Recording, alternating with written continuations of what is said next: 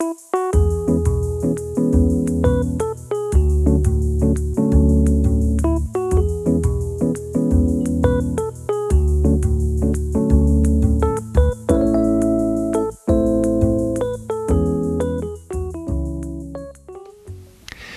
howdy, I'm John Mark Dempsey, and we are having a second cup of coffee conversation here with Lisa Sprague, who is the former Hopkins County Extension Agent in Family and Community Health. But you have moved up the road to Delta County. Yes, sir, I did. I made that transition on July 1st, but I'm still helping with some programs over here in Hopkins County until they get another Family and Community Health agent in place. Right. So they're I guess they're doing a search and going about that. It's not an easy thing to do, is it? It's not. The wheels move pretty slow through AgriLife on the hiring process. So it took about 6 months between Johanna's retirement and them hiring me. Yeah.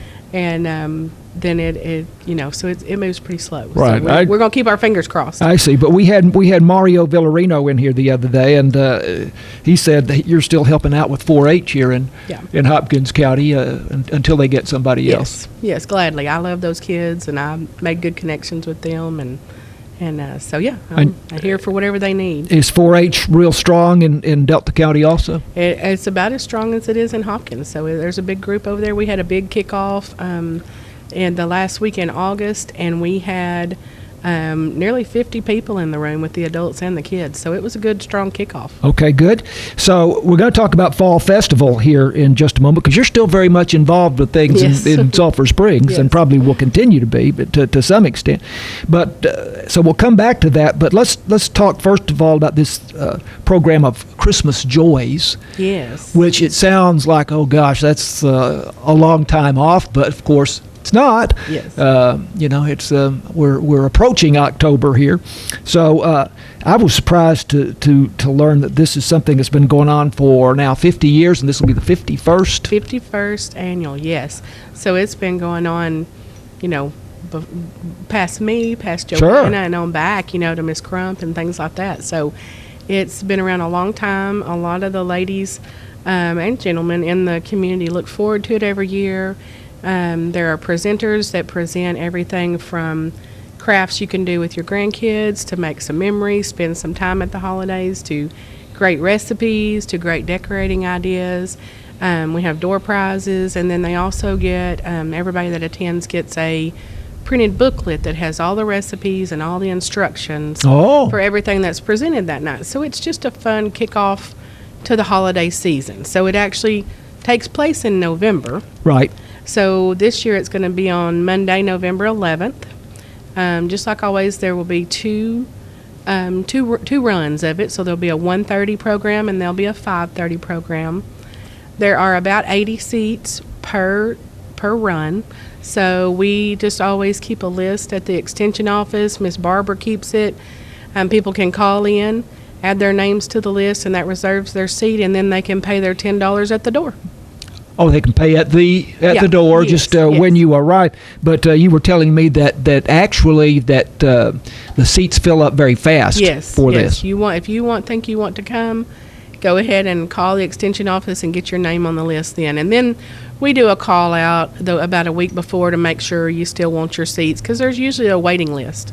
Huh. Yeah. And so inevitably a few people, for one reason or another, aren't able to do it. So you're taking reservations for that now. Yes. And although it's called Christmas Joys, it is Monday, November 11th. Yes. So well before the Christmas season officially begins, although who knows, these days. Nowadays, that's exactly when that is. Like they're playing Christmas music on radio by that time, for sure. Another reason for it taking place then is the Dairy Museum hosts the program. So it takes place at the Dairy Museum in their presentation room, and then after the presentation, they have their cheeses and their dips out for the attendees to sample, and they sell their holiday boxes. Oh, I see. And everything. So that gives people time to order holiday boxes that would be shipped from them to different people. So it's a really neat program. Okay, good. Fall Festival is October 25th and 26th, and you're very much involved with that. So there's a couple of aspects of this that you're particularly involved in. First of all, the Creative Arts contest. Yes. So this has been going on well, I know all my life I've Right. been going to that contest. And after COVID, some of the entries kind of slacked off a little bit. To enter nearly all of the categories except 2 new ones, it's free to enter your projects. Okay, so there is a wealth of categories from creative, just something called creative arts. There is holiday section. There is woodworking. There is, you can bring your ceramics. You can bring your baked goods. There's a category for everything. Okay, so it's to really showcase a lot of the talents here in Hopkins County. It's from youth all the way up to adults, and we break them out by age categories to make it, fair in the judging. And then every project gets a blue, red, or a white ribbon. And then all the blue ribbons are compared in each category, and best of show is chosen from those. So it's a really, it's a really great program and a really great way to showcase some talents that you have out there. We're running short of time here, but I see there are 2 new contests this year, the on-site floral design and on-site cake decorating, which I guess means that you do those there Yes. at the event. Yes, so we added these contests. The Master Wellness Volunteers and I talked about it, and we wanted to create some more interest. And so these contests are kind of geared towards some of what we see happening in CTE classes in the high schools right now. So ag departments have floral design certifications that the students can earn. Culinary programs, the cake decorating falls right in with that. So for anybody that wants to find out more about those, there is a $10 entry fee for those, just to help cover the cost of the cakes and the floral and the flowers, and everything. But it's going to be a great contest, great practice for those students in those areas.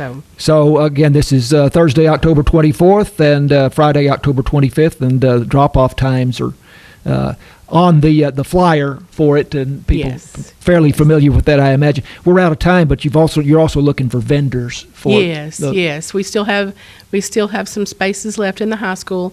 Anybody that makes handmade items and things like that, the booths are very reasonable and everything. If they would like they can call the extension office or run by and get an application for that and pay the fee. I think a single booth is $35, so it's very reasonable for that.